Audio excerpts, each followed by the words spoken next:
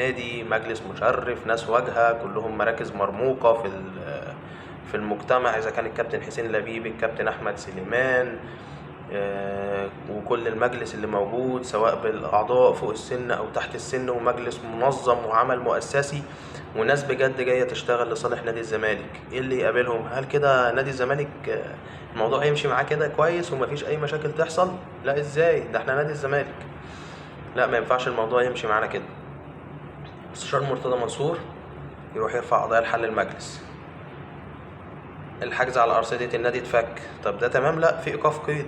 إيقاف القيد، طب ندفع فلوس القيد ونقعد ونحاول ندبر الفلوس بتاعة فك القيد ونفك القيد ونجيب الصفقات الجديدة، عبد الله السعيد وناصر ماهر وكل الصفقات اللي جت في الشتاء. طيب الموضوع يخلص كده؟ لا، تطلع لنا قضية خالد بوطيب.